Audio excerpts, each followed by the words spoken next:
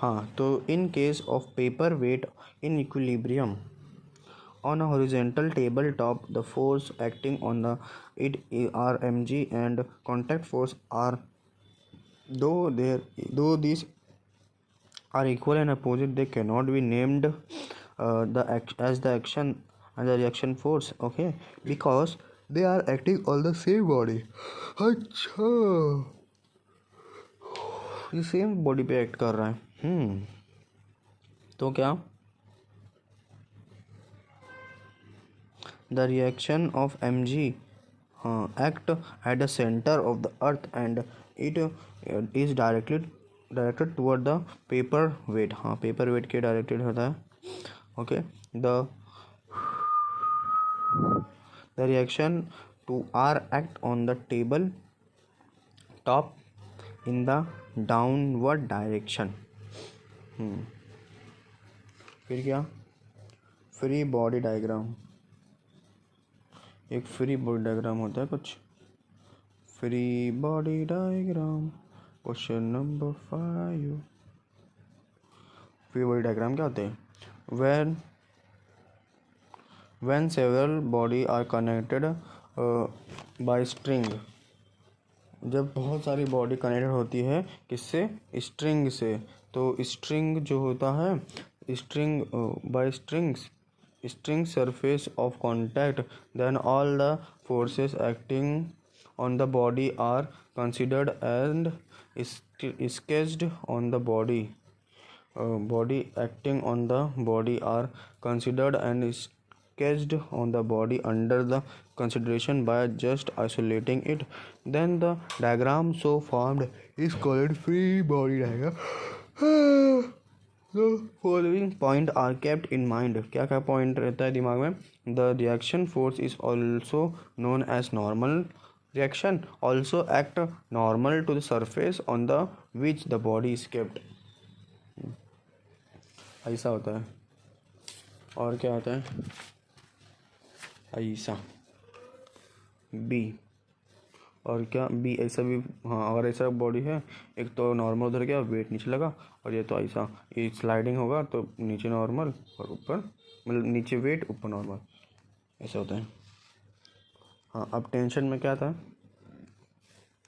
Tension is the string arises during the restoring forces created by intermolecular forces of attraction. Tension is the force exerted by one part of the string on the other part. Tension always act towards the support. जो support में भी hand और भी pulley. हाँ, वो hand भी हो सकता है और पुल्ली भी हो सकती है. टेंशन है. और अवे फ्रॉम ईच अदर जो कि स्प्रिंग होता है. जो एग्जाम्पल क्या होता है इसका? M1 और M2. तो M1 M2 क्या है? T और T. In the above illustration the tension in the string for block M1 is toward M2. हाँ, for block M2 it is toward M1. वो M1 की तरफ होता है.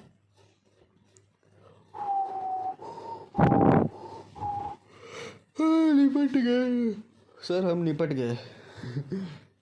ऐसा. फिर की नोट क्या होता है? While drawing FBD it is important to remember the tension. हाँ, जब FBD बनाएंगे तो टेंशन रिमेंबर रखना है. In each branch of the string must from the action and reaction pair. हाँ,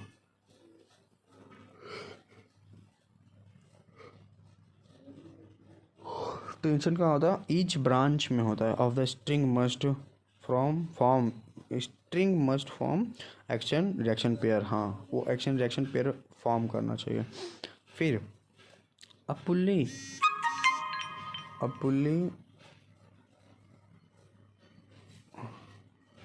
क्या है? A pulley changes the direction of force in the convenient direction. If the pulley is light, frictionless, and a string passes over it without any kinks. हाँ, kink बिना कोई kink के. अब pulley जो है वो लाइट है, फ्रिक्शनलेस है, and it passes over it without any kinks, and then tension either side of string is same. तो जो टेंशन होगा अलग साइड पे वो सेम होगा. Okay. While drawing FBD, always take into account the forces which are acting on the body. हाँ, जो forces act हो रही है बॉडी पे वो हमेशा का अकाउंट में लेना है FBT जब ड्रॉ करेंगे तो। Yes sir. Never take into account the force which the body is extending on others. हाँ, वाला फोर्स कभी नहीं बताना जो बॉडी अप्लाई कर रही है किस पे, extending on others. Never take into count the forces which the body is extending on others. वो अदर पे जो एक्सटेंडिंग फोर्स लगा रही है उसको काउंट नहीं करना। और क्या है, ट्रेन योर ब्रेन। अब ट्रेन और ब्रेन में आपका स्वागत है। ट्रेन और योर ब्रेन में क्या, a painter of 100 kg mass standing in a crate C crate पे वो स्टैंड कर रहा है, मास 25 kg है, pulls himself up with the crate with acceleration if the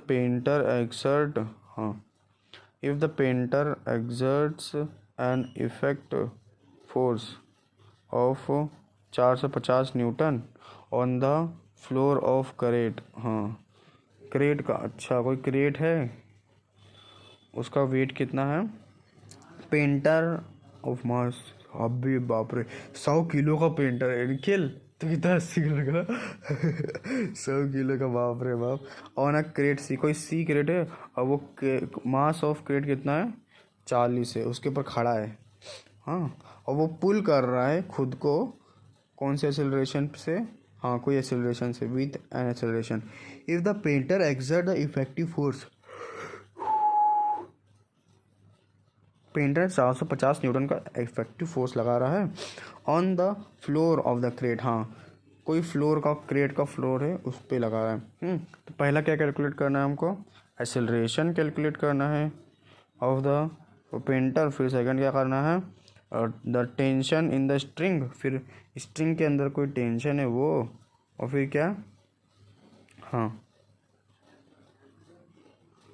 okay, पहला क्या करना है, एक्सेलरेशन ऑफ द पेंटर, फिर टेंशन ऑन द स्ट्रिंग, हाँ फिर क्या, tension in the string T is equals to pulling force. हाँ, tension in the string T is equals to pulling force applied by the painter. हाँ, tension जो string पे है, tension in the string, हाँ is equals to pulling force applied by the painter. जो tension है वो क्या हो जाएगा, pulling force applied by the painter. Painter ने अप्लाई किया पुलिंग फोर्स, तो फिर for the motion of whole system, हाँ मोशन ऑफ होल सिस्टम पे, हाँ for the motion of whole system, फिर क्या, 2T माइनस 125 ग्राम, हाँ मतलब mg इज इक्वल्स टू ma क्या होगा 125 और ए, हाँ बैग में होगा,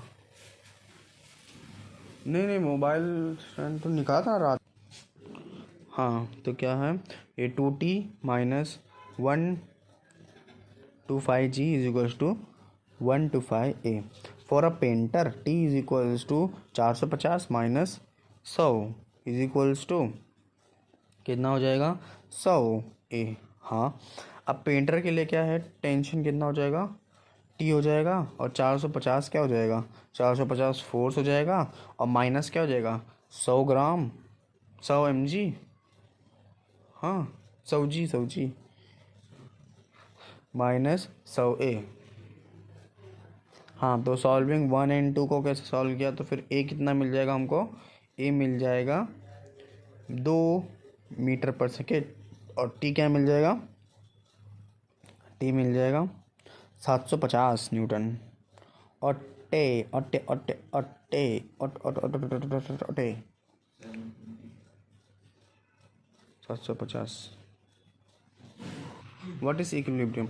Force which have zero linear resultant and zero turning effect will not cause any change in the motion of the object to the which applied they are applied. Such forces and the object are said to be equilibrium. For understanding the equilibrium of the object under two or more concurrent coplanar forces, let us first discuss the resolution of the forces and moment of force about the some point. Okay तो अब आ जाता है अपना resolution of forces. Resolution of forces कैसे होते हैं resolution of forces तो देखते हैं. When a force is applied by an equivalent set of components it is said to be resolved. One of the most useful way in which to resolve a force is to choose only two component, although a force may be resolved in three or more component also, which are at right angle. Also, the magnitude of this component can be very easily found using trigonometry. तो पहला क्या दिया in figure F1 is equal to F cos theta. जो F1 है उसको क्या बोलेंगे हम लोग F cos theta component of F along AC. और क्या बता रहा है F2 क्या है F2 is equal to F sine theta. जो component of F perpendicular to the कहाँ पे AC perpendicular to AC और A along for और along AB के along है हुई हु हाउ हाउ और गया AB. Finding such component is referred to as resolving a force in a pair of perpendicular direction. Pair of perpendicular direction.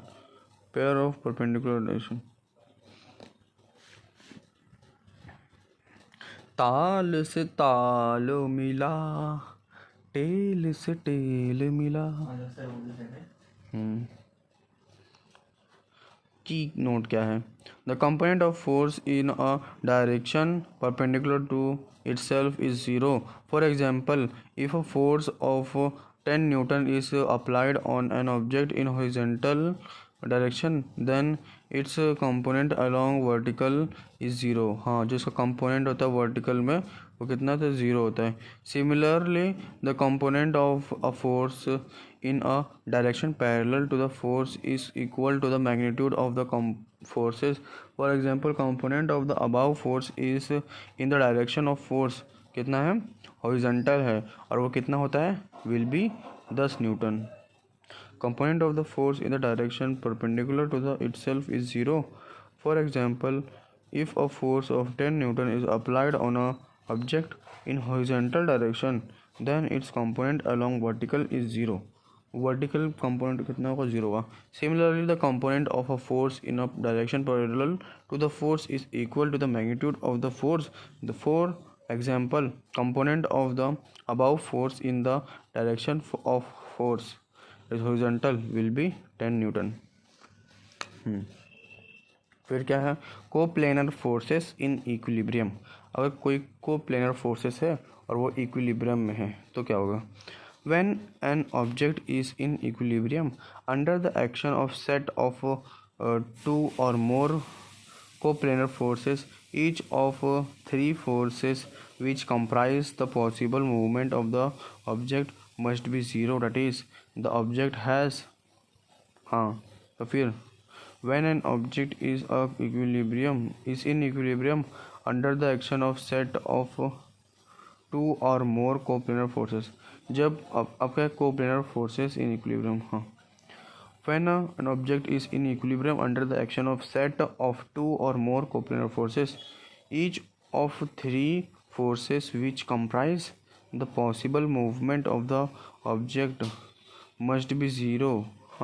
That is, the object has तो पहला क्या हो जाएगा number of linear movement along any two mutually perpendicular direction OX and OY.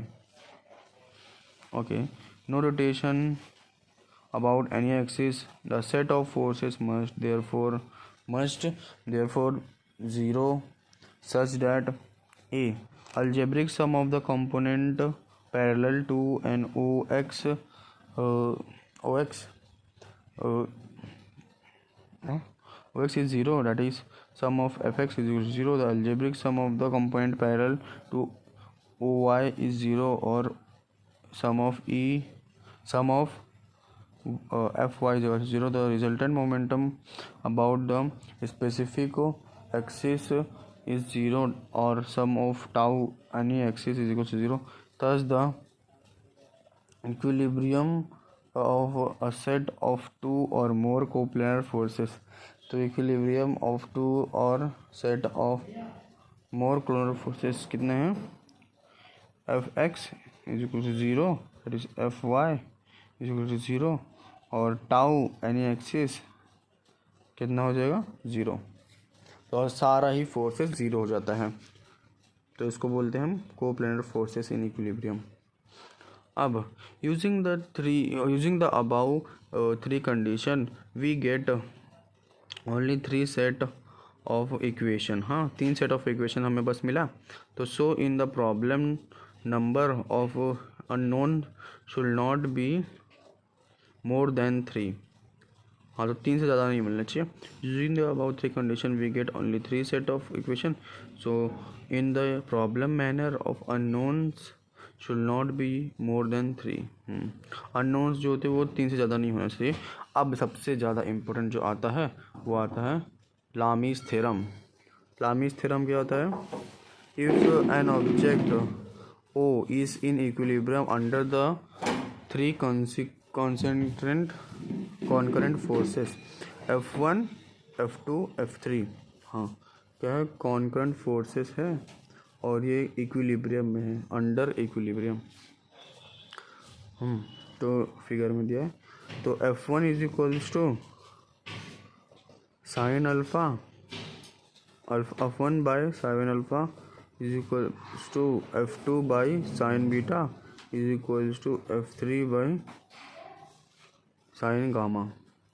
This property of 3 concurrent forces in equilibrium is known as Lami's theorem.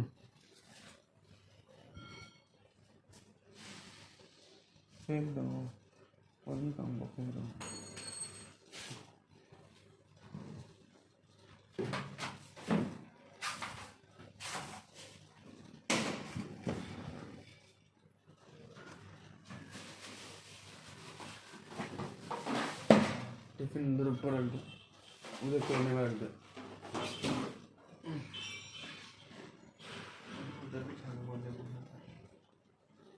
पढ़ो क्या है? F1 by sine alpha, F2 by sine beta, F3 by sine gamma.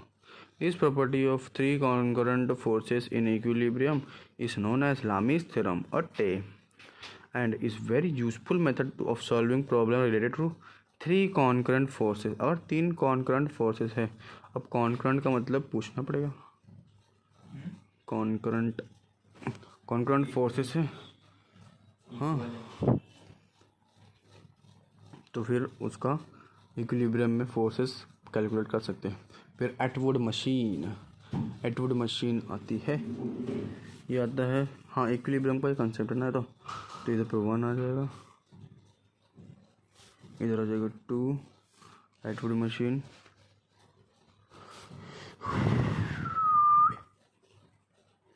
Atwood machine क्या होती है? Atwood machine, mass m1 and m2 are tied on a string which passes over a frictionless light pulley.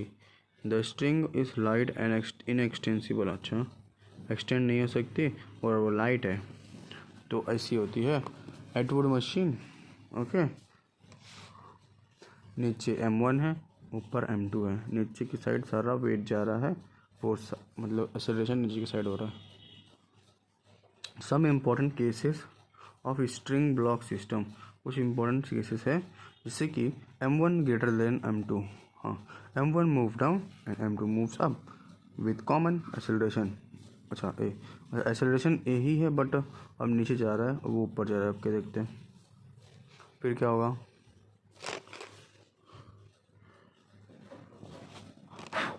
फिर ये हुआ, इसका reaction equation कैसे लिखेंगे, m1g, इसका लिखेंगे m2g, और इसका क्या लिखेंगे g, और इसका लिखेंगे t। एफ बी डी के फॉर m और F B D for 2m m2, m1g minus T is equals to m1a पहला इक्वेशन, और t minus m2g, t minus m2g is equals to m2a, माँ 2a, माँ 1a, माँ 2a, माँ 1a। Oh my God, हाँ माँ 1a, अरे F की माँ, फोर्स की माँ। From equation 1 and 2 we get a is equals to m1 minus m2g by m1 plus m2। हाँ, ये तो अलग पांडे सर ने बताए थे। ये टिक होता है एक्सेलरेशन फाइंड करने का, मेंटो जिंदगी होता है। Acceleration is equals to m1 minus m2 का whole bracket g by m1 plus m2। Substitute 3 in 1। हाँ, तब टेंशन का भी मेंटो जिंदगी बताते सर ने, वही वाला टेंशन भी इसी फाइंड कर सकते हैं। 2m1 m2 bye m1 plus m2 का whole bracket into g। Yes, Mentos जिंदगी बोलते हैं इसको, मेंटोस जिंदगी, मेंटोस जिंदगी। अब क्या, thrust on pulley, thrust on pulley क्या होता है, 2t। Okay,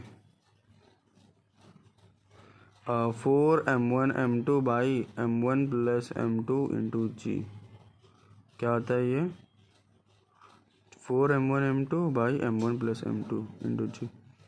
if the pulley is moving with acceleration a, then first if pulley accelerate up, then if pulley accelerate up side, तब क्या होगा, ए नेट, हाँ, is equals to m1 minus m2 by m1 plus m2 into, हाँ, अगर up side जा रहा है, अब जी इफेक्टिव कॉन्सेप्ट लगता है इधर पे, जी इफेक्टिव, अगर ऊपर जा रहा है तो जी प्लस हो जाएगा, और हाँ, और टेंशन भी मिल जाएगा, और अगर नीचे जा रहा है तो ये भी काम हो जाएगा।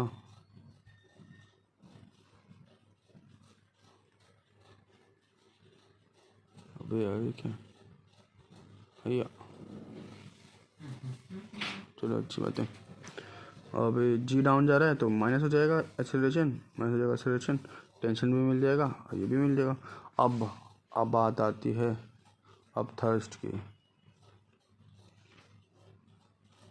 अब थर्स्ट की बात आती है अपनी, क्या है, thrust force on pulley when come down with acceleration a, तो क्या हो जाएगा, थर्स्ट क्या हो जाएगा, 4m1 m2 by m1 plus m2 और g माइनस ए, ये इम्पोर्टेंट है। अब थर्स्ट होगा, thrust on the pulley when it comes down, जब डाउन आता है विथ एक्सेलरेशन ए, तो वैसे तो माइनस होता था, बट इसमें 2 माइनस मतलब 2m1 m2 की जगह पे 4m1 m2 हो जाएगा।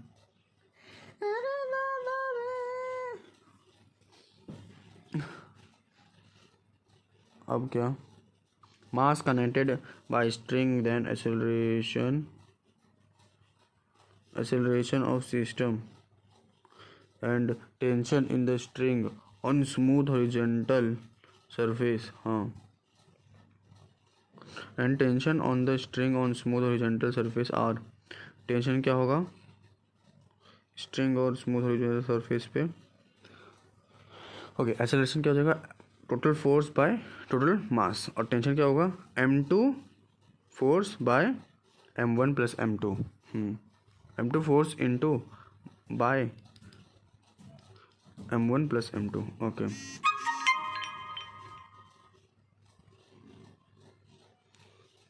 ओके, फिर फोर्स कितना होता है? M1 M2 M3, हाँ, तो T1 T1 T2 T2, string chain, tension change. फिर बी केस में क्या है? Acceleration is equals to total force by total mass, और tension is equals to M2, किसके किसके बीच में लग रहा है? M2 और M3 के बीच में, तो F लग रहा है, तो टोटल मास कितना हो जाएगा? M1 प्लस M2 हो जाएगा। T1 किसके बीच में लग रहा है? T1 लग रहा है M2 और M1 के बीच में, बिल्कुल नहीं। ये तो अजब कॉन्सेप्ट लगा रहा है, अजब प्रेम की गजब कहानी। और T2 किसके बीच में लग रहा है? खाली M3 के बीच में। अरे बाप रे, मतलब M1 को छोड़ ही दो, M2 और M3 को ले लो, और अगर T2 की बात किया तो M3 को बस ले आओ। ऐसा क्यों? M1 का क्या खेल है? M1 का कुछ बात ही नहीं। हाँ, M1 को टेंशन नहीं लग रहा क्या? ऐसा क्या? डाउट है, doubt doubt doubt doubt doubt doubt doubt अपने को डाउट आइला, डाउट। हाँ, फिर next, mass is connected by a string and suspended from a support, then tension in a string when force F is applied down as shown in figure। अच्छा, हाँ, अब इसमें क्या हो जाएगा? टेंशन क्या हो जाएगा? सस्पेंडेड है तो नीचे फोर्स लगा, और M2 क्या है? ऊपर M2 है, एकदम ऊपर टेंशन है, फिर उसके बीच में टेंशन T1 है। तो T1 क्या हो जाएगा? F प्लस mg, जितना फोर्स लग रहा है, और mg भी नीचे ही लग रहा है, तो T1 पे वही हो जाएगा। T2 पे क्या हो जाएगा? T2 पे तो T1 हो जाएगा प्लस M1g हो जाएगा। हाँ, और T2 क्या हो जाएगा? अलग से फोर्स हो जाएगा plus M1 plus M2 into जी हो जाएगा। ये भी कर सकते हैं। या T1 को लो तो M1g को लगेगा, और अगर फोर्स को लो तो M1 प्लस M2 दोनों और इंटू जी कर लो। ये इम्पोर्टेंट है, स्टार कर लो। इम्पोर्टेंट, ये भी इम्पोर्टेंट।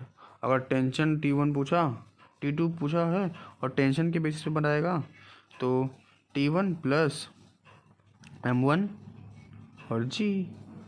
और अगर T2 पूछ रहा, और अगर फोर्स के टर्म्स में बताना है, तो force plus M1 plus M2 into g. ऐसे सिंपल, सिंप्लीफाइड, सिंप्लीफाइड।